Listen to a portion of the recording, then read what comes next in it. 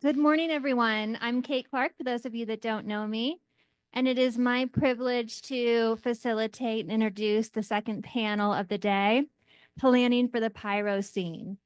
This panelist includes Halie Cunningham, Jessika McFarland, excuse me, Matt Smith, and Alyvia Sornberger.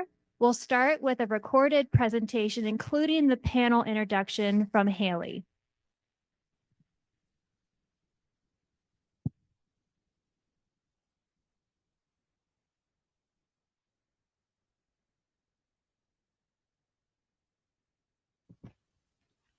Humans harnessed the power of fire over 1 million years ago.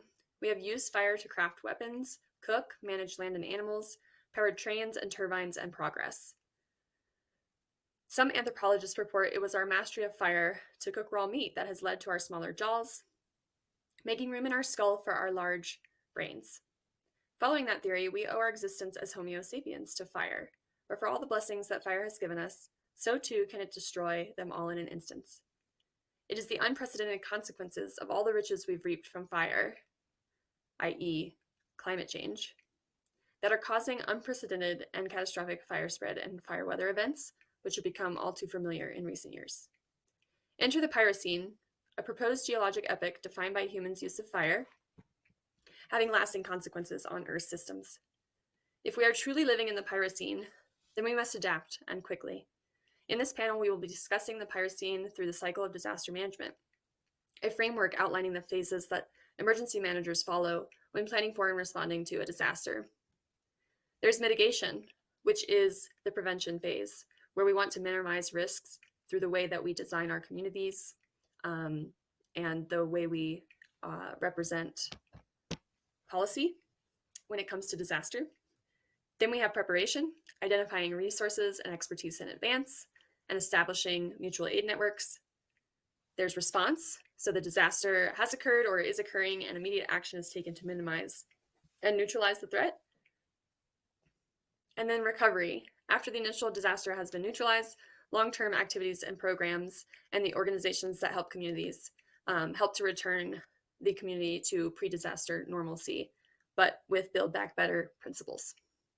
Our 4 projects focusing on fire fall somewhere throughout this cycle. We will begin with my project in the recovery phase. Through extensive research and interviews, I created a long-term recovery plan for the county I currently live in, which identifies current gaps in recovery capacity and provides recommendations for both pre- and post-fire recovery planning. Then we will move into mitigation with Jess McFarland's project concerning prescribed fire, fuel treatments, and their impacts on natural fire spread. Her research question is, how do fuel treatments and prior burns influence wildfire perimeter extent? Next, staying in the mitigation space, Matt Smith will speak to the value and use of biochar. Biomass utilization, that is what to do with resulting fuel after mechanical treatment, is a very real challenge that needs to be solved if we are going to expand the acceptance and use of good fire. Matt explores biochar's soil remediation potential for a variety of problems resulting from heavily altered landscapes. Finally, Alyvia Sornberger will move us into the response and recovery phase again, as she studied the impacts of wildfire on contaminated soil at historic mining sites. She asked the question, are wildfires mobilizing heavy metals in soils contaminated through mining practices? And if so, what are the implications for water quality? Introducing the Planning for the Pyrocene panel. Hello, everyone. I'm going to be presenting on the Routt County Long-Term Wildfire Recovery Playbook. And my name is Halie Cunningham, and I live in Routt County, Colorado. This project is born out of well-timed opportunities and tragedies. The day before I moved to Routt County, the Marshall Fire happened. And up to this point, I had lived and worked in Boulder County and the adjacent school districts for over 3 years. I still don't know how to describe the strangeness of abruptly leaving behind my life in Boulder, as my coworkers and the school children I had taught were reeling from this disaster. And I could do nothing but pack up my car and head toward my new job in my new life, far away from the aftermath of the Marshall Fire. I didn't have to experience that recovery and their pain. Flash forward to 2024. Hurricane Helene drowned my favorite place in the world, Southern Appalachia. Entire towns and people's lives were wiped from existence, just like a wildfire can do. The arrow points to the brewery where my husband and I hosted our wedding rehearsal dinner just 3 months prior to when this picture was taken. As I watched from thousands of miles away, yet again I felt shocked and unable to help. but two clear messages now rang through to me. One, no one is coming to save us. And two, community-based mutual aid networks provide lifelines where and when larger disaster relief networks fail or are too slow. This is not a critique of the larger disaster aid networks. In fact, these networks are critical to long-term recovery and should be enhanced, not defunded or disbanded. However, the message "no one is coming to save us" is based in truth. Climate disasters are going to continue to impact our lives more frequently everywhere, and we're seeing the vulnerabilities in our larger systems, and this will continue to be exacerbated. So the planning assumption is that no one is coming to save us but each other. And let's build our mutual aid networks off of this premise. Then, when the larger aid networks come, the community has a better recovery outlook and is more poised to lead recovery. The most powerful solution to the climate crisis is refusing hyper-individualism and instead building community through mutual aid. These were the perspectives that I was carrying when I began this project, and they have only been strengthened through the development of this project. So let's adapt to the Pyrocene. Pre-disaster recovery plans: 1, increase recovery capacity and efficiency. 2, identify leadership. 3, determine existing resources and needs. And 4, increase community participation both in planning and post-fire recovery. The guiding frameworks that I used in developing this playbook was FEMA's National Disaster Recovery Framework, Colorado Department of Local Affairs resiliency priorities, existing county plans, and real-world examples. If we are striving for true sustainable development, as disasters become the new normal, environmental justice must be centered in long-term recovery. Just recovery begins with equality. That means that people should not have to prove their deservedness for aid. That is unjust. Just recovery requires the ability for one to exercise agency so that they can make free and informed choices about their personal well-being. Just recovery harnesses community capacity. We can't truly do risk reduction without acknowledging existing patterns of unequal risk exposure. And centering justice requires equal access to decision-making. So this playbook attempts to answer these 3 questions. Who would be called to lead in this county and regionally and at the state level and the federal level to support recovery efforts in the county after a catastrophic wildfire? Where is recovering funding and how is it accessed? And what are the lessons learned and best practices from communities who are recovering? So, written in the Routt County All Hazards Recovery Plan, it states, the Emergency Operations Director will recommend to the county manager when recovery operations would be more effectively managed by a long-term recovery group or LTRG. This is the point after the wildfire when the playbook would come into effect. I settled on 5 recovery sectors to be covered. They are complementary to the recovery support functions addressed in Routt County's All Hazards Recovery Plan. This presentation covers only a fraction of what the playbook addresses. I encourage folks to view the full document at routwildfire.org. So, through my research, it has become clear that a LTRG is the best practice for implementing both pre- and post-wildfire recovery recommendations. Identifying actions and resources in that the LTRG can catalyze pre-disaster are listed in this playbook. The playbook establishes the framework, communication pathways, roles, and responsibilities which would be required for a successful long-term recovery process. And the playbook also examines opportunities and provides recommendations for how the county can build back better using the principles of sustainable development and the Colorado resiliency priorities as guidelines. So beginning with social recovery, medical care, the identified lead agencies, it is recommended that they conduct capacity and capability assessments for case management and mass care. For psychological care, it is recommended that a structure be established for the funding and staffing of instituting a long-term child psychology services after a fire. It is best practice that these services are maintained for a year, but really all the way through the child's high school education is ideal. For housing, housing is not only a social recovery solution, but also an economic recovery solution. By addressing housing needs, especially affordable housing, we are addressing much more than just the community fabric. We're addressing economic resilience. So the identified lead agencies, housing authority included, should consider redevelopment land zoning plans for permanent working class housing. So key recommendations from social recovery.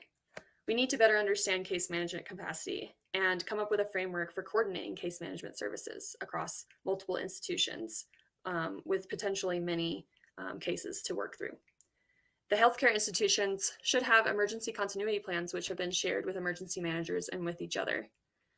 For example, in the Marshall Fire, the nearest hospital directly downwind had to be evacuated, and due to smoke damage, was not able to be filled anytime soon after that.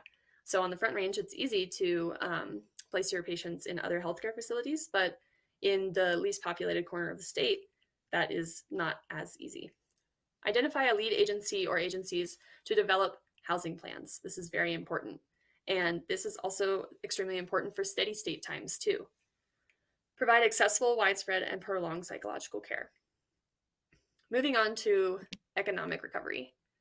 For business recovery, it is recommended that we use existing education networks to encourage businesses to create disaster readiness plans. 75% of businesses that do not have a readiness plan fail within 3 years after a disaster. In tourism recovery, it is recommended to develop local funding sources related to wildfire mitigation and recovery in the tourism areas. The National Forest Foundation in valleys south of Routt County have a ski conservation fund, which provides guests of participating ski areas with the opportunity to give back to their public lands via a donation program. The National Forest Foundation then matches these contributions 50 cents to the dollar and oversees investment in these funds with the help of a community advisory committee. This could easily be replicated in Routt County. For employee retention and recruitment, to prevent overwhelm, burnout, and ultimately turnover, after a fire, it is definitely emphasized to prioritize trauma-informed communication and care for employees, and establishing employer-employee mutual aid networks such as PTO sharing. The key recommendations from economic recovery. We need to have plans that include diverse financing options, just transition goals from our climate action plan and from the state just transition office should be integrated into recovery. Community organizations and the local government should have memorandums of understanding and agreement for donation and volunteer management. And housing recovery equals economic recovery. We cannot have economic recovery without housing recovery. Moving into the built environment, debris removal is one of the most costly pieces to recovery. One of the best things that jurisdictions can do before the fire is adopt post-disaster moratoriums. These can help fill preemptive contracts, create clean lot standards, which was definitely a gap identified in the Marshall Fire when people wanted to return to their properties to start rebuilding. There wasn't a clean lot standard in place. And so that had to be created, in the moment, essentially, to make sure that it was safe for people to return. And these moratoriums can also establish the funding and the frameworks for debris removal. In flood preparedness, we do have 3 wildfire ready action plans happening in various stages of development in the county right now. And these do have fluvial hazard analyses.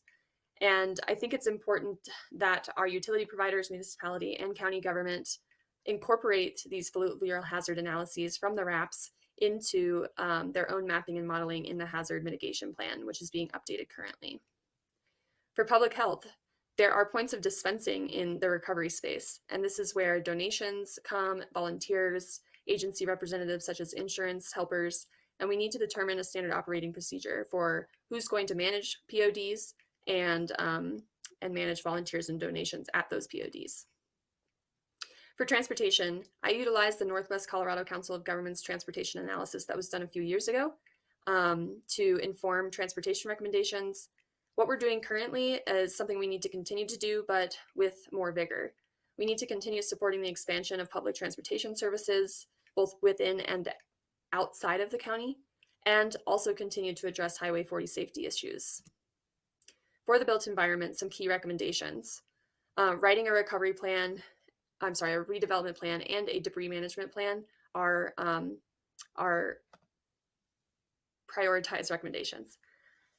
Integrating debris flow modeling into hazard mitigation plan updates is recommended, and augmenting green infrastructure or preserving green infrastructure has been proven to reduce built environment wildfire vulnerability. For natural and cultural resource recovery in the watershed restoration space, the visual here provides a good representation of what watershed groups can do in the post-fire space to help land managers. A local water expert or multiple should be representing the water values in the LTRG and oversee committees that are formed to tackle watershed restoration. For cultural resources, it was found that there aren't many state or national resources that provide guidance for cultural institutions on how to be ready for fire, and even trickier, how to rebuild afterwards in a culturally appropriate way. So, conducting a gap analysis of the mitigation, response, and recovery strategies from the multiple jurisdictions that own and manage Routt County historic sites is a pre-fire recommendation here. For public land, the U.S. Forest Service, or BLM, will conduct a burned area emergency response, or BEAR, evaluation on federal land that has been burned. This chart outlines both what BEAR evaluations do cover and what they do not cover. So we need to figure out, for what BEAR evaluations will not cover, who are the stakeholder groups that are going to complete those restoration actions, and how can the state or private funding support us.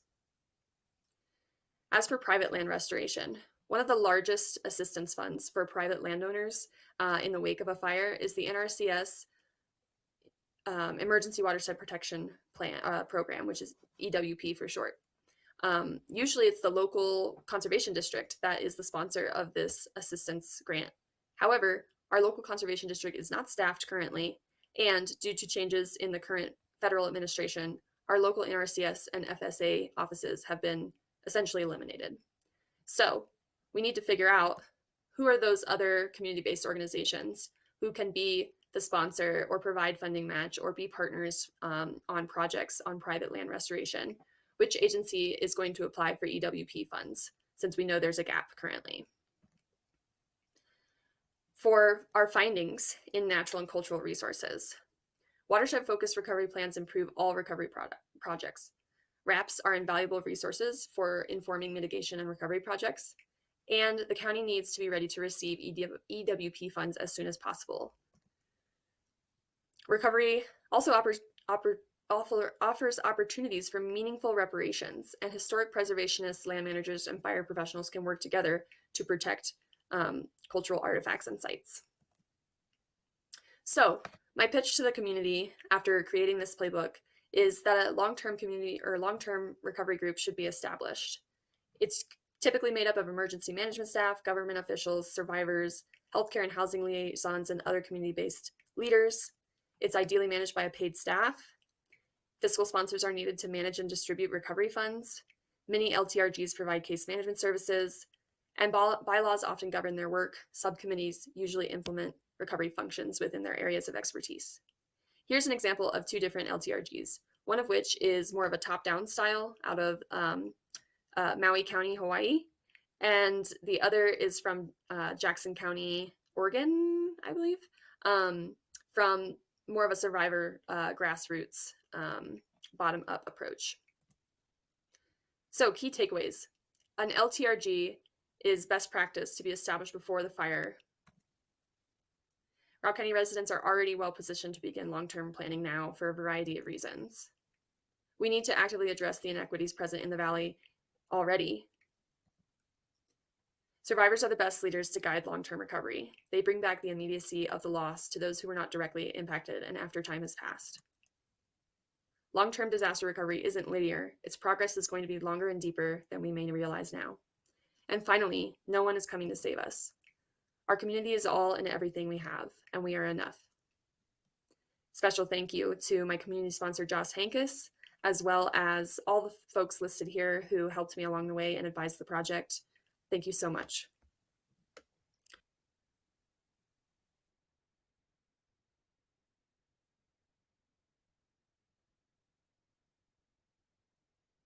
My pleasure to introduce Jessika McFarland.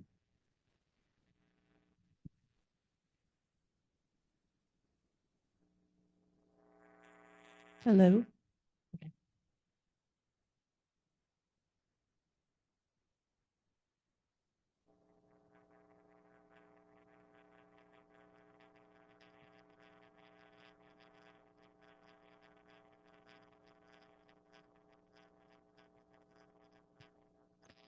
Cool. Thanks, everyone. I'm Jess. I study fire ecology here at Western in the Employees program. I've been here for almost 3 years now studying fire. And the title of my MEM project is Fuel Treatments and Prior Burns Impede Fire Spread in the Western United States. So we're no stranger to fire in the West. We know this through the fire-scarred tree ring networks and fire-adapted plant species such as lodgepole pine.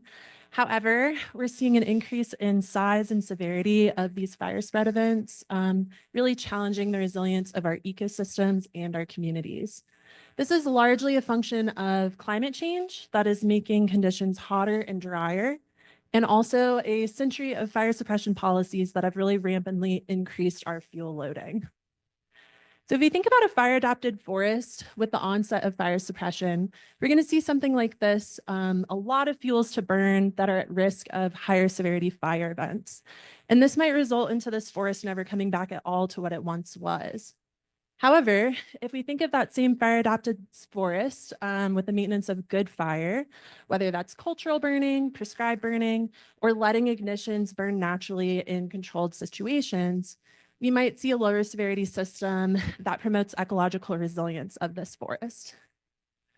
So when you think about managing for wildfire, we really have to go back to the basics of what makes a fire actually happen. And so this is the fire triangle, the 3 key components of a fire ignition. And while we can't really manage for oxygen or heat, at least on an atmospheric level, maybe you can in your wood stove back home, we can certainly manage for our fuels. One way to think about fuels management is through fuel treatments. It's the removal of canopy, surface, and ladder fuels. And this can be bent into 3 broad categories. The first one being prescribed fire that removes surface fuels from the forest floor, mechanical treatments that typically focus on reducing stand density, and then a combination of the 2 that might look a little something like this. Fuel treatments are highly effective at mitigating fire severity, and they can also mitigate fire spread. They're really effective at helping us better approximate historic conditions of these fire-adapted forests, and they can make our systems and our communities more resilient to future fire. A great example of this is the 2011 Wallow fire that happened in Arizona that I'll use as an example throughout this presentation. But as you can see up here on the right, this crown fire that occurred up on this ridge was able to kind of be buffered by this fuel treatment area into spreading into a residential zone. Resource fires or resource benefit fires are another way we can think about fuels management. This essentially involves utilizing wildfire to achieve management objectives or ecosystem services such as fire restoration. And a great example of this actually happened in our own backyard a couple of years ago with the Lowline fire. This happened in 2023. And as you can imagine, if a fire were to ignite maybe this summer, for example, and it hits this burn scar right here, fire spread is effectively probably going to slow or stop based on the lack of fuel available to burn. Therefore, prior burns can influence, have similar benefits to prescribed fire in terms of mitigating spread and severity. It's not a one-size-fits-all approach, but for the purposes of this presentation, they can be comparable. So our key research question circled around how fuel treatments and prior burns influence wildfire spatial extent. And in layman's terms, we're really trying to figure out if these landscape features slow or stop fire spread on the landscape. So we wanted to know if fuel treatments and prior burns influence a fire's perimeter extent, what types of fuel treatments are more or less effective in this, and does the severity of these prior burns influence a fire's extent? Our study area broadly encompassed the Western United States. We broadly focused on forested ecoregions, and we amassed a suite of spatial data products, including over 2,000 MTBS fire perimeters from 2002 to 2021. We had even more than that go all the way back to 1984, but we were really looking at modern wildfires, so to speak. We also looked at thousands of fuel treatment polygons from federal resources using the SWRI Reshape database. Land fire was used to broadly bin forest and non-forest areas. And then the composite burn index is a measure of burn severity, which is essentially the amount of organic matter consumed by a fire. So CBI is on a scale of 0 to 3, 0 being unburned, 3 being everything burned in its wake. And while a lot of research actually looks at the relationship between prior burns and fuel treatments on an overall wildfire event or perimeter, so to speak, we wanted to look at how the severity of these prior burns was buffering fire spread rates and fire perimeters. We did this applying a calculation called the fire perimeter effect. These methods were actually developed by a past Western student, Matt Harris, who graduated last year. And we applied a sign test to the results of this relativized difference between perimeter and interior proportions. And briefly, this kind of involves taking a fire perimeter and then developing two key zones, the interior of that perimeter and then the exterior buffer to kind of account for any spatial errors in mapping, to look at the intersections between fuel treatments and prior burns on the landscape. And so if we have a higher proportion of fuel treatments or prior burns on the perimeter, we're going to see positive values. Let me see if I can use this little, yay, cool. We'll see positive values reflecting that these landscape features are more likely on a perimeter. Negative values will indicate that they're more present within a fire's interior. So our first pass at results, this is just a broad representation of all of our classes. We looked at prior burns, fuel treatments, and then also forest and non-forest kind of as a means of control. And clearly, as you can see, prior burns and fuel treatments along with non-forest were taking place more so on a perimeter versus interior. Forest, you can see, has a negative value and is below that 0 axis, which indicates that it burns slightly more likely in a fire's interior. That kind of makes sense maybe from a fuel standpoint.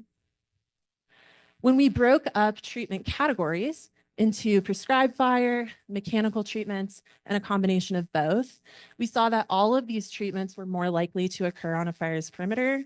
However, the combination approach of mechanical treatments and fire treatments were much more effective compared to just one or the other. We also looked at prior burn severity as a reminder, and we found positive effects for all severity classes being more likely to occur on a fire's perimeter.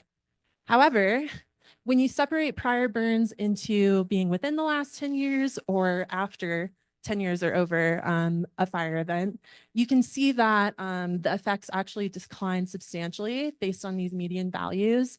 So within 10 years, severity classes were much more likely to be on a perimeter. And while they're still exercising a perimeter effect here, because they're just north of 0, they still have positive values for those medians. Ultimately, these effects are declining over time as these burns age. So to summarize our key findings, fuel treatments and prior burns are more likely to occur on fire perimeters, indicating that they may impede fire spread. Mixed treatments, such as applying prescribed fire and mechanical treatments together, are far more effective at just one or the other. And finally, fire severity further impedes fire spread, but these effects ultimately decay as time goes on. So just breaking out these key findings, number one, there's a wealth of evidence in the scientific literature that points to the effectiveness of fuel treatments and prior burns at aiding in mitigating fire spread or severity. However, our results also corroborate this evidence, and ours is the first study to use this novel fire perimeter effect method. But this image on the left is a great example of what that might look like in practice. As a fire spreads through a landscape, it might totally singe these untreated areas, burning at very high severity, but then eventually slows or stops when it hits a treated area, whether that be due to fuels reduction or better spacing in the canopy, really just kind of driving that point home. All treatment categories were highly effective at mitigating fire spread. However, the combination of prescribed fire and mechanical treatments was most effective comparatively. This image from Kim Davis's paper that came out last year is a great example just of what that might look like on the landscape pre, during, and post wildfire.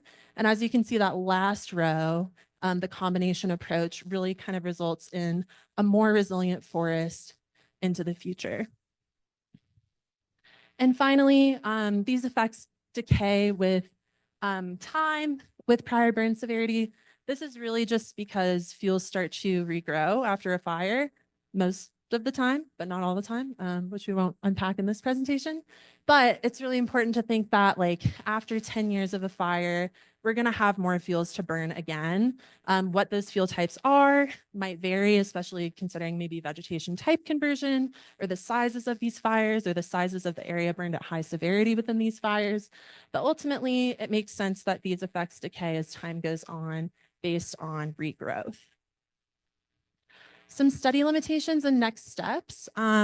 First, like I mentioned, there's a lot of evidence out there for the effectiveness of fuel treatments in prior burns, but we want to disentangle whether or not they're more likely to end up on a perimeter due to their effectiveness or potentially being confounded with firefighting efforts. So wildland firefighters, for example, might utilize some of these areas in order to conduct fire suppression operations to slow or stop a fire. And so there might be some noise there in figuring out how firefighters might be utilizing these areas and if that's increasing the signal that we're getting. So really worth kind of digging a little further into. Second, I want to point out that we didn't look at daily fire spread in this research. We're really just looking at the effects on overall fire perimeters such as this one. However, when you think about the way that a fire spreads through the landscape, this is a day of burning map of that same wallow fire going from red to blue, start to stop. You might be able to get some better clues about how this fire is behaving and how it might be interacting with some of these prior burns, for example. So you can tease apart some really interesting information, looking at where the fire stops here and maybe some prior burns on the edges that might be impacting the way this fire spreads. So maybe thinking about the proportion of prior burns or fuel treatments within daily fire spread events might shed important light on the nature of these relationships. And finally, we didn't account for important variables critical to fire spread, such as fire weather, topography, vegetation type, et cetera. And so in the future, we want to also explore some of these covariates. So in conclusion, some management implications from this work.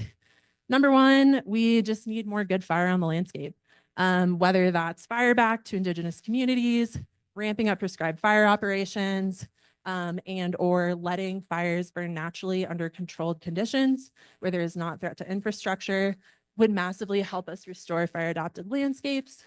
Also treating forests regularly and proactively. As I said, these effects might decline over time, meaning that we need to be going back into these zones and treating them proactively instead of waiting for the next extreme fire spread event to happen. And finally, we need massive investments in forest management and climate change mitigation. Doing one without the other does not necessarily solve our wildfire problem for our ecosystems and our communities. We really need to ramp up management and mitigation in both respects. I'd like to acknowledge my research advisor, Dr. Jonathan Koop, Dr. Kyle Rodman as my community sponsor and co-author, Dr. Jared Balick, who is also a collaborator on this research and helped a lot with the organization of the analysis, my funding from the Joint Bioscience Program, and I want to take a moment to give a particular shout out to all our public servants and scientists that manage our ecosystems and work to understand them. We're seeing some pretty unprecedented effects on our federal agencies that are impacting research such as this and the stewards of these landscapes. So yeah, supporting those folks as we go forward is going to be critical in the Pyrocene. And with that, I'll take any questions if I have time.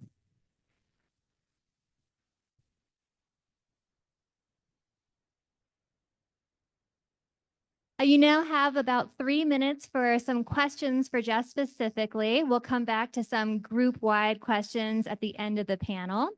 So please send those questions in via the QR codes you'll see around the room. And for a first question, Jess, could you tell us a little bit about what got you interested in this topic and this space of work? Yeah, so I guess as a primer, I've spent the last 2 years studying extreme fire spread events and burn severity outcomes. So fire has been a big part of my life since I started at Western. But I think it's really important to think about what we can do about fire. Just, studying these extreme events sometimes can be a little disheartening, seeing their impacts on landscapes, but trying to better disentangle and understanding how we might be able to better protect communities and ecosystems is really critical. Personally, I actually decided to study fire at Western because my cousin was evacuated in the Marshall Fire that Halie mentioned in her previous presentation. And so it clearly has an impact for all of us living in the West in one way or another, whether it's smoke or impacts to infrastructure or impacts to our livelihoods. So yeah, I think it's pretty important to think that. Thanks, Jess. Next, can you talk more about the opposition to prescribed fire and more specifically cultural fire? Why are we so opposed to this method? Yeah, totally. No, that's a great question. I think it really just comes down to fear. I think a healthy fear of fire is good because it can be really destructive. But unfortunately, that fear has become so overgrown that we're creating maybe more severe fire events by trying to suppress fire on a landscape. I think there's also a variety of cultural attitudes about prescribed fire. Places like in Florida burn pretty regularly, but they have really different infrastructure in terms of burning a little bit more on like private land, for example. Whether, in the West, we might be limited by the process of conducting prescribed burns on federal lands, going through like the NEPA process, for example. There's a little bit more barriers sometimes. And also, yeah, like we're seeing Florida doesn't have the same kind of fire events as like, the 2020 fire season here in Colorado, for example, where we saw thousands upon thousands of acres burned. So yeah, I think it just comes down to fear, but I think there's a lot of education happening around fire, at least in the last few years, especially that's putting it on people's radar that we need to steward our nature with fire. Thank you so much, Jess. I'm sorry to say we're our time is up for Q&A for Jess specifically. Let's give Jess another hand. And next up, welcoming onto the stage, Matt Smith. Thanks, Kate.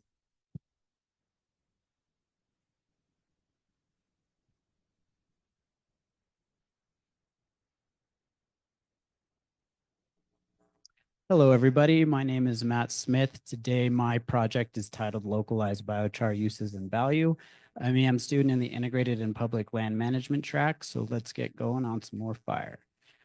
Here you'll see a photo of kind of an end goal of what you'd like to see in reclamation efforts, especially in mining operations, but also just kind of breaking down what we're going to talk about today, my project in general, introduction to biochar, some of the research objectives, methodologies used. We'll look at some results and data, talk about additional applications and uses beyond mining rec, and then we'll get into a little bit of soil talk about taxonomies in Colorado and some of the conclusions and future steps going forward. So what is biochar? In a simple sense, you can look at it like a charcoal-like substance produced by heating organic materials like wood, agricultural waste in a low oxygen environment known as pyrolysis. Biochar has a lot of significance, and it can improve soil health by enhancing nutrient retention. A big one is holding water a lot longer than a typical soil without it. It can encourage microbial activity. It can also help with heavy metal absorption. It acts as a long-term carbon sink, so it has big implications for carbon sequestration. It has been shown to improve degraded and contaminated soils for some time now. This is not a new thing. It rebuilds soil structure, improves fertility, supports biodiversity, which is critical in our soils. It's also worth noting that while biochar is having a moment and is moving into the industrial space, it is by no means a new technology. One of the more famous places is in the Amazon basin, where they have found the terra preta that's been there for almost a couple thousand years now. That's basically indicating that some indigenous folks have known about pyrolysis and have utilized it for their benefit. Getting into my project a little bit further, some of the project goals were understanding key differences between on-site or low-tech biochar versus kind of more high-tech commercial biochar. With this, we use the Ring of Fire kiln developed by Kelpie Wilson. So we wanted to demonstrate its efficacy in this process. And ultimately, we wanted to inform land managers of how this can be another tool in the toolkit for processes happening out on the landscapes and in our forests. Some of the hurdles and questions that came through this was looking at regulatory complexities between public and private lands. It's a lot easier to conduct your own biochar procedure on private land. You kind of just follow a typical burn plan, reach out to your local county fire department. In the public space, it's a lot more challenging. However, there's not a lot of language in the policy or legislation. However, that needle is starting to move a little bit, especially out on the West Coast right now. And so that kind of touches on the importance of location. Where do you want to do this work, and how you can do it legally? Another huge important factor is the economics. Like it's really expensive to create commercial biochar, and some of these industrial processes can't be done by everybody or everywhere. And lastly, we'll talk about a collaboration that I was lucky to get folded into with the United States Forest Service about what raw biochar put on the surface of the soil can actually do. So looking at a burn that we did last summer up at the Pitch Mine, which is an abandoned uranium mine near Sargents, Colorado, we used the Wilson Ring of Fire, thanks to Kelpie Wilson, who developed it. You can kind of see some production data there. We don't need to get into it too much. It's basically a very basic double-walled heat shield for a controlled burn. Pretty basic. Team of 4 or 5 folks is all you really need for the assembly. Our local biochar guru, Dr. Ricardo, is there lighting it with a propane torch. We conducted the burn, watched it for 4 or 5 hours. A critical part of the pyrolysis, or finishing the pyrolysis, is quenching it at the right time so it doesn't all turn to ash. We did that because we had a trailer with a water tank on it that was right there on site with a gas-powered pump. And ultimately, you disassemble the kiln, harvest the biochar, and take it away and use it as you need to. Additional methods for creating biochar. There's a lot more sophisticated and expensive methods. Here's an example, an air curtain burner. One of these units is about $100,000, so it's very limiting to who can actually get involved with something like this. Another method is slow pyrolysis kilns, and here you'll see Biochar Now, which is actually in Berthoud, Colorado. And they actually gave me some of their data to compare with the biochar that we made at the Pitch Mine. So going into that chemical methodology and some of the results that came, there needs to be a standardized methodology for quantifying and qualifying biochar. Certain parameters like pH, bulk density, cation exchange capacity, different forms of carbon are really important to get at what quality biochar is. Also, grain size, homogeneity, and chemistry really play a big role in what it means to have quality biochar. And the IBI is great because they are trying to set the standard for how you can develop good quality biochar. So getting into some of the data, I just did a basic bar graph comparison between the Pitch Mine in blue and the Biochar Now biochar out of Berthoud, Colorado. And we don't really want to get into the weeds too much about this, but you can really just start to get a sense of what biochar is doing compared to this commercial sellable biochar. And it's important to note here that the context we're looking at is we're out in the forest, we're looking at mine sites, we're trying to find a way to make things more efficient without bringing in commercial expensive biochar. So what we're going to look at here is basically that we made a good enough biochar for our context. And so bulk density, surface area, electroconductivity, those are important soil physical properties. Soil chemical properties are also another important piece. The pH value tends to be very similar with most biochars. The carbonates, ammonia, and the liming, like that can be attributed to combustion. Typically with a barrel out on the forest with low-tech means, you're not going to get the kind of combustion that a factory setting or an industrial system has developed and almost perfected.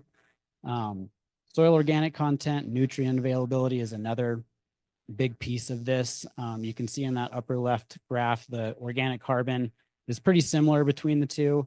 That's expected. You know, charcoal and biochar and all these things are pretty well understood that it's going to be a lot of carbon.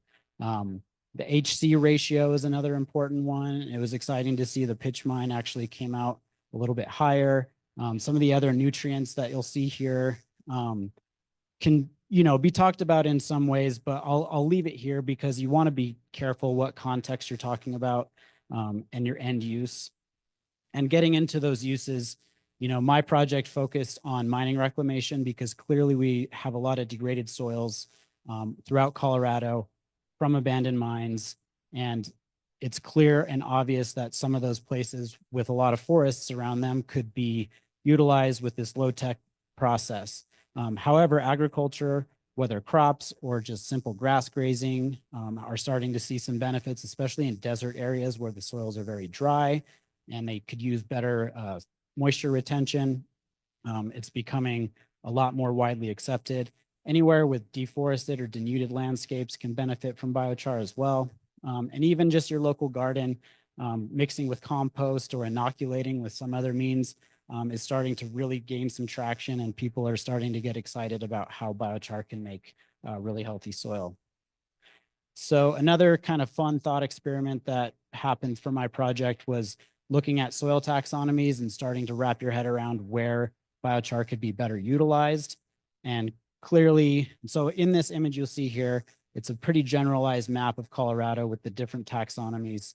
We'll focus a lot on the iridosols, which in another slide you'll see I did a little geoprocessing technique.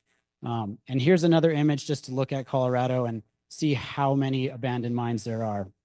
It's amazing how much degraded landscape has been created in Colorado due to the mining legacy here. So what I did for one of the deliverables in a class, and I got to give a huge shout out to ENVS 615 and some folks, Jess included, who gave me an idea for how to do this. So for on-site biochar, clearly you need roads, you need access. That upper image shows the roads in Colorado. The lower image shows kind of the overall forest cover of the state.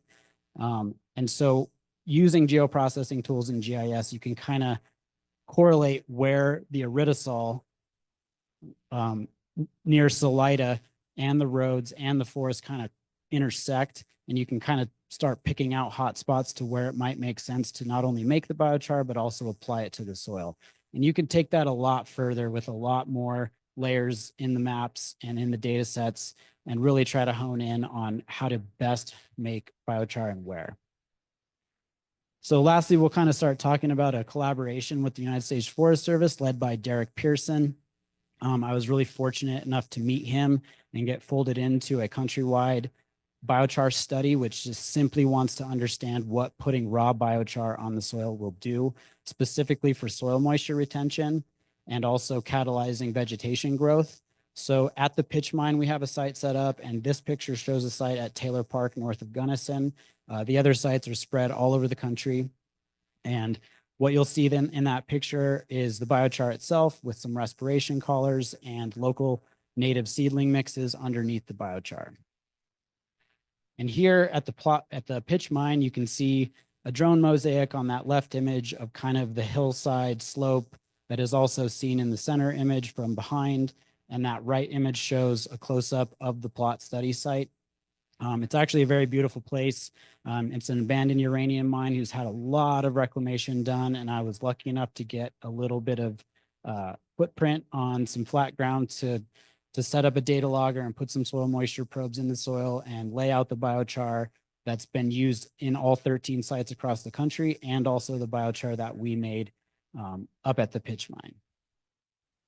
So conclusions and future outlooks, again, it's just really important to think about this in the context you're talking about. By no means is biochar a panacea for any kind of fuels mitigation treatments or you know, overall changes in health, but like it does really make a lot of sense when you have a forested landscape with degraded soil and excess fuels, or if you're in a situation where you're a landowner and you're trying to do some wildfire mitigation work and you also want to retain some water in your soil. it can really be beneficial and can just act as another tool in the toolkit. And again, this is a fantastic opportunity for a future MEM student to take on that plot study at the pitch mine, to do, up to a 10-year study to see what kind of improvements are made to the soil and how much water can be retained.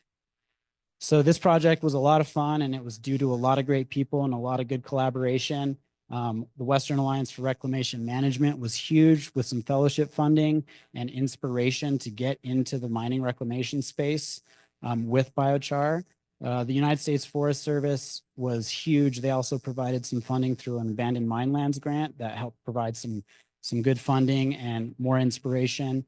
And Western, clearly, with Dr. Ricardo and Dr. Bridget and Dr. Phil Crosley. Some other students really stepped up to the plate and helped me with the project and some of the heavy lifting. And a huge shout out to Kelpie Wilson and Wilson Biochar, who developed this really inexpensive, low-tech kiln that truly makes a lot of biochar for what it is. And it's an exciting prospect. Also, Biochar now for sharing their data and allowing me to do that comparison. So that was my project, and I'm very thankful.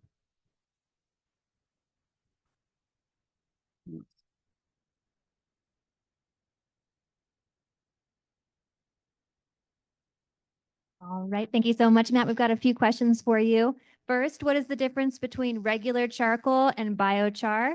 Is biochar just another form of charcoal? That's a good question. I think the biggest difference between charcoal and biochar is that pyrolysis process, the combustion, the temperature, the time, and then the ultimate quenching. Chemically, they're probably very similar, but charcoal is used as an additional fuel. So whereas biochar is not meant to do that. And I think when you start talking about the intricacies of that pyrolysis process, that's where you can glean the difference between charcoal and biochar. Thanks, Matt. Have you and your team considered a carbon credit project with the production of biochar? Carbon credits, that's a big buzzword right now. I think that could be possible. We haven't really considered it. I think it's still in the development phase for small scales. I know there's big corporations and industries starting to invest in carbon credits through various means, still exploring that idea. Okay, and this might follow. Will you continue to use biochar treatments in your professional career? Actually, yes. I was fortunate enough to land a job as a watershed manager up in northern Colorado, and some of the current work being done on the forest up there for watershed health is actually involving some biochar. So the answer is yes. Awesome. And I bet as soon as I say this, more questions will come in, but there we don't have one at the moment. So what is one more insight, lesson that you wish you could have fit into your presentation that you weren't able to based on time? Yeah, I think it's probably the policy piece. I think elaborating on that would be a big one, because right now it's proved challenging to actually just go out in the forest and do this kind of work. I think focusing on those details would have been great to include. And I also think that could be parlayed into another project that could enlighten everybody about that. Thanks, Matt. Time's up. Well done. Congratulations. You. And least but last, but certainly not least, excuse me, Alyvia Sornberger, our last panelist for this morning.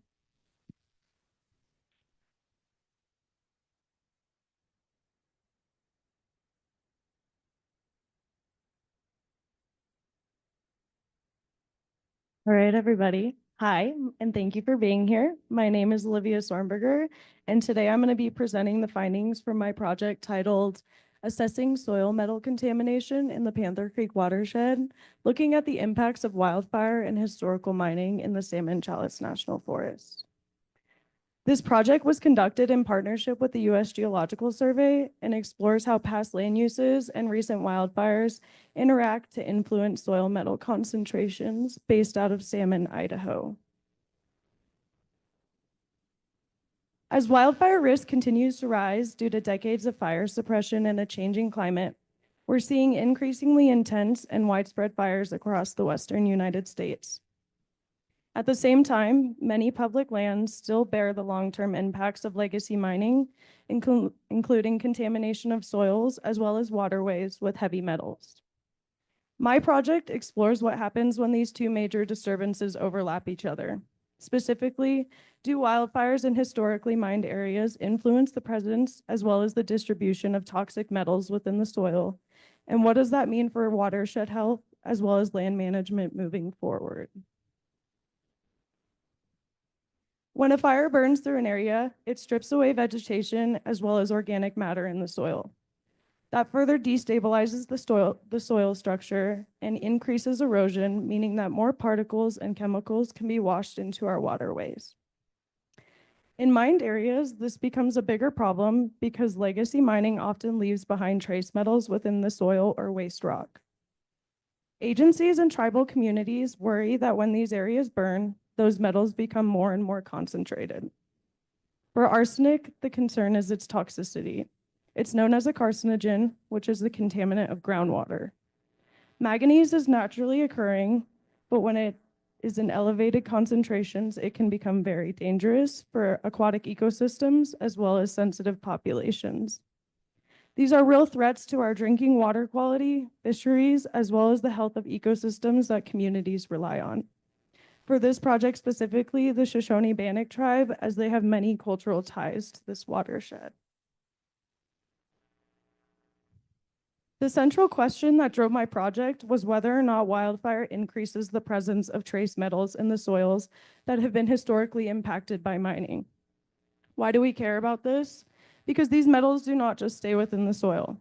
When fire disturbs the landscape, it can trigger erosion and chemical changes that make these metals more concentrated over time, meaning that they can move into our rivers as well as our streams, affecting aquatic wildlife, our drinking water, and downstream communities.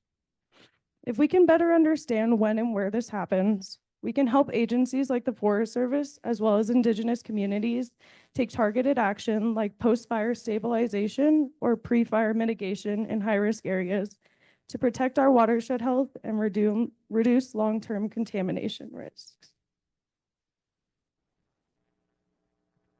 My team and I sampled 10 sites across the Panther Creek watershed, representing different combinations of wildfire exposure as well as historical mining activity. At each site, I collected triplicate soil samples from the O horizon, which is the organic rich top layer, since this is where metals tend to accumulate following disturbances such as mining or wildfire. My analysis focused on two key trace metals, arsenic and manganese. Lab testing was conducted by a contractor through the U.S. Geological Survey Mineral Resources Program. And once I received these results, I analyzed the data in RStudio using linear mixed effects models to assess how burn severity, mining history, and organic carbon influence metal concentrations. This is a table that outlines the treatment categories we use across our 10 sampling sites. Each site represents a unique combination of burn severity and mining history. This allowed us to isolate the effects of these disturbances on soil metal concentrations. And this is a map that I created to provide an overview of the study area within the Salmon Chalice National Forest. In black, the 2022 Moose Fire perimeter is outlined. The red pins indicate locations of soil sampling sites, and historical mine sites are shown as black X's, which are concentrated within and adjacent to the fire perimeter. The spatial context was important for selecting sites likely to reflect interactions between legacy mining, contamination, as well as wildfire disturbance. The inset on the right zooms into a cluster of these sites to highlight how closely some of our sampling locations align with both historical mining activity as well as burned areas. Moving into results, I'm going to begin by highlighting the trends that we observed in arsenic as well as manganese concentrations, which were the most responsive metals to disturbance history across this watershed. So in panel A, we can see that arsenic levels are significantly higher in unburned sites compared to moderately or severely burned sites. Panel B shows that arsenic concentrations are much higher in historically mined sites than unmined sites. And panel C shows that there is no clear correlation between arsenic and soil organic carbon. Our best model identified mining history as the strongest predictor of arsenic levels within the soil. This suggests that legacy mining activities are a major driver of arsenic presence within this watershed. Interestingly, arsenic concentrations are actually lower in burned areas, which could possibly be due to fire-driven changes in soil chemistry or post-fire erosion processes.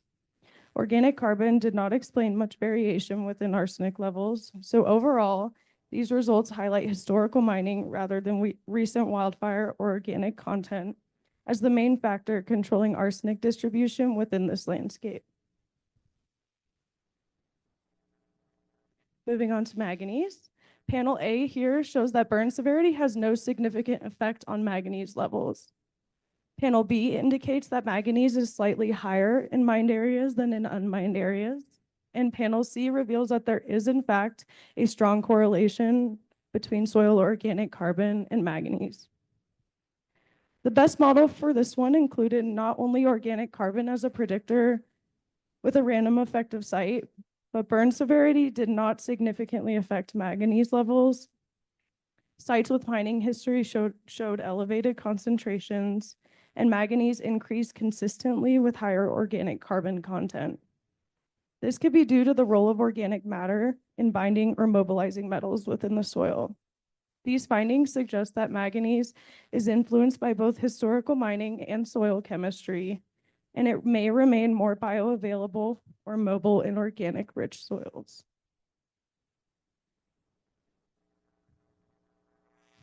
Here I have a map that I created to illustrate the burn severity classification from the 2022 Musa fire that occurred in Salmon. Using MTBS data with severity values ranging from 1 to 5, where 1 represents unburned and 5 represents the highest severity. The black and dark purple areas indicate low to unburned regions, while orange and yellow zones show moderate to high burn severity. Overlaying the soil sampling sites in white allows all of us to visually assess which sites experience more intense fire effects. And this map supports the results that I will share with you guys shortly, which explore how burn severity in combination with mining history influence the overall mobilization of trace metals such as arsenic and manganese.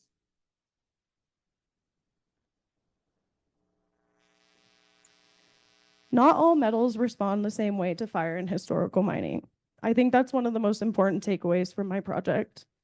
Our results show that arsenic concentration are strongly linked to mining history, remaining elevated in historically mined areas, regardless of whether or not those sites experience wildfire. In contrast, manganese levels appear to be more influenced by wildfire activity, as well as soil characteristics, especially organic carbon content. This variation tells us that the one-size-fits-all approach to post-disturbance and land management will not be effective. Instead, these findings support the need for targeted site-specific strategies.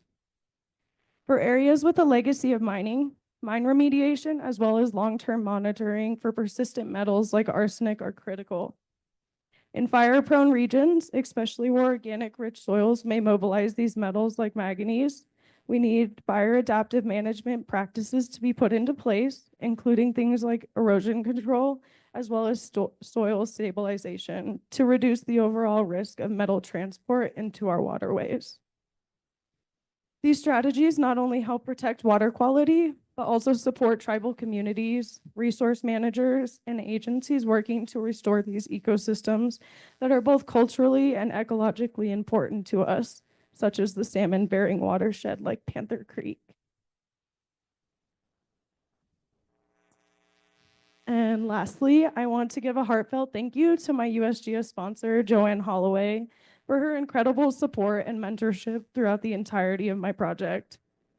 I'm also so grateful for all my professors, my mentors, Susan Washko, Jillian Bauer, and Jared Ballack, the MEM faculty as a whole for the guidance and encouragement along this journey, And to my cohort, you guys made this so much more meaningful for me. And to my friends and family, thank you guys for being here, for always being in my corner. I couldn't have done this without any of you guys.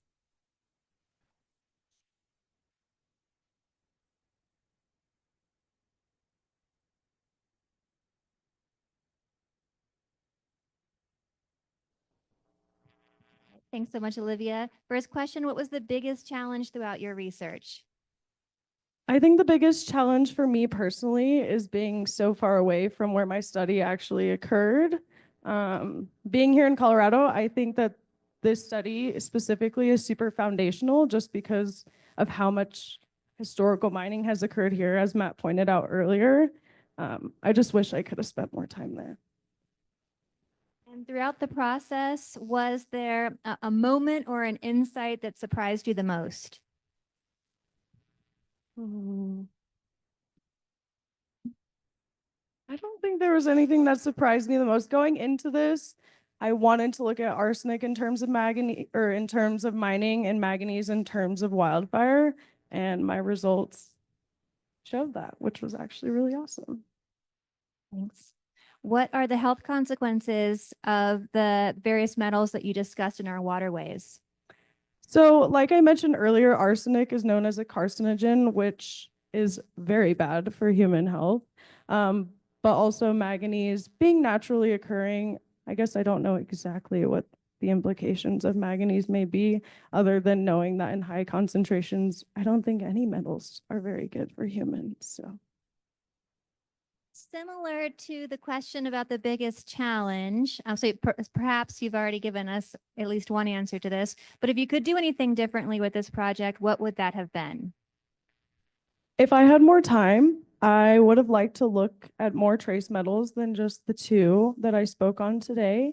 I would have also liked to dive deeper into my geospatial analysis and delineate the Panther Creek water itself and actually calculate the distance between each sampling site and compare the concentrations of metals at each to see how far they are moving down the watershed and at what level.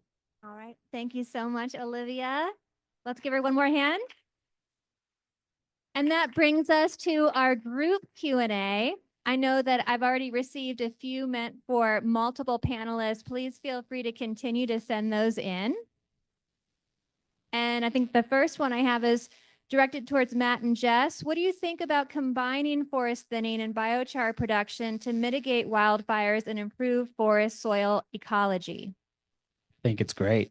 You know, like I said earlier in my presentation, the biochar piece is a very small piece to thinning, but when you talk about some place that has degraded soils or could be amended or could benefit from helping a watershed, it absolutely makes sense. And I think you could strategize where to do that with a biochar production. Yeah, I'll just echo that. I'm not the biochar expert, but yeah, we need to drastically reduce fuels in our landscapes, and being able to combine that in tandem with soil restoration and forest restoration. It's a 2-for-1 win. Awesome. Thank you both. And this might be especially for Jess, but if others can speak to it, someone wondered what could be done with the potential firewood produced by thinning projects. Is that ever contributed to community members that might need it for heating costs? Is it used in other valuable ways? Yeah, I don't know a ton about this, but I know especially in New Mexico, this is a practice, and there are communities that do heavily rely on firewood. And again, like a 2-for-1 win if we can thin our forests and also utilize those kind of byproducts to kind of, I don't know, maybe make a circular sort of system. Yeah, especially there are communities throughout the Southwest and I guess the West in general that heavily rely on firewood for heating their homes or cooking. So yeah, I'd say go for it. Thanks, Jess. Yeah, I guess I could speak a little bit on that too. I think the notion of the timber industry's economics and the excess low value timber, as they say, could, you know, be put into a different stream that could increase its value. whether that's heating a home or creating biochar or some other use. However, I think there's traditional holdups with transportation and labor involved, and mills, frankly, they've been shutting down. So yeah, I think we should add value to this traditional low value timber to expand its value and use. Thanks, Matt. And some of you have spoken to this a bit already, but I'd love for each of you to share with us how your projects led to your next professional steps. So whether that's a job already lined up or a clarity about where you'd like to go next. I do not have a job lined up, unfortunately. But my project has definitely led me down this path of soil science and GIS analysis, and my skills have just exceeded where they were when I first originally came into this program. So hopefully working a GIS job or a data analysis job somewhere super cool, super soon. Yeah, this project process was phenomenal for me to get experience and more knowledge about water health. I have experience working in water chemistry and a background in geology, and I've always kind of tried to navigate where I can go with that. Learning about biochar and understanding how well it can enhance the sponge quality of a soil profile in a watershed got me to collaborate with some people through this program and beyond. That ended up leading me into a job space that it looks at watershed health in a big way, and I'm super grateful for that. Yeah, I think throughout my time here at Western, I've amassed a lot of skills in spatial data analysis and statistical analysis, and that has amalgamated in, a lot of solid experience that led me into a position at UC Berkeley studying in a fire science lab, which I'm really stoked about. And my advisors or bosses in this lab have a really solid background in looking at fuel treatments, but also bridge policy really well. Both of them have testified to the House and Senate on wildfire and forest management policy. So really stoked to be involved in that. Yeah, weirdly, Coop and I kind of manifested this, I think, coming back from a fire science conference a few months ago. And we're like, oh, these guys are kind of cool. Maybe it'd be cool to work with them. And I just so happened to see a position fly in their lab. And so, yeah, so it feels very fated in Kismet. And I'm very stoked to be in California like 2 weeks from now. No pressure. Thanks, Jess. All right. 2 great questions. I want to see if I can combine them. One, how do we continue to support research and work efforts like yours, given the changing state of federal agencies and the attacks on public land? And perhaps similarly, how do you believe fire mitigation will change with the new administration and funding changes? So feel free to answer both of those simultaneously or take one or the other. Yeah, those are 2 very big questions. I guess for starters, I would say it's really important to think about the impacts to our federal agencies that have been conducting this work for so long, and the kind of this cultural kind of attitude around like, oh, government efficiency. I'm like, these are the people that are making our government efficient. These are the people on the ground working 10 hours a day, like treating our landscapes for little money. And supporting those folks, I think, is about efficient as we can get, especially when it comes to fire mitigation, forest management, soil restoration. So I don't know if I have a solid question, and like just supporting our public lands workers and doing what we can to provide them the resources they need. There's a lot of changes coming to our society around this fact. And I can just say personally, I have been very lucky to be funded to do my research both in this project and my research on extreme fire spread events through federal agencies or through the National Science Foundation, all of which are now impacted by the current administration. So, I mean, if you think this research is valuable in terms of mitigating wildfires for our communities, like that has a direct line to the impacts that we're seeing. As far as fire mitigation with this agency, I've kind of had my head down working on my own research, but they've been talking a lot about fuels management, which I think is great. But when you talk about fuels management without climate change, like we need to have both of those in tow to make an effective difference for our wildfire problem. Yeah, I think it's just important to be adaptable and pivot. I think a lot of this work is going to outlive any administration that we have. So it's important to keep going. It's important to understand financial streams exist elsewhere outside of the federal government. I mean, I nearly lost my job as soon as I got it because of this. The project I've been involved with has been directly affected by this.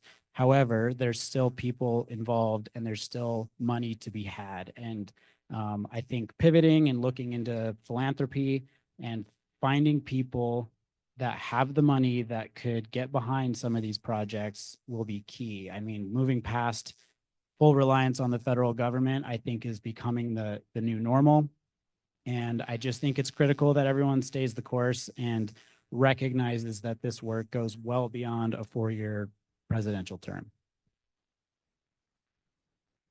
Final thoughts, Liv? I think just supporting the stewards of the environment, anybody in this room who doesn't know anything about what we just talked about, hopefully you guys all learned something and are able to walk away and share this with others in hopes that we can build a strong community in support of all those who are losing their jobs. Thank you all. Thank you to all 4 of our panelists. Once again, congratulations to Halie Cunningham, Jessika McFarland, Matt Smith, and Alyvia Sornberger. Let's give them one more hand.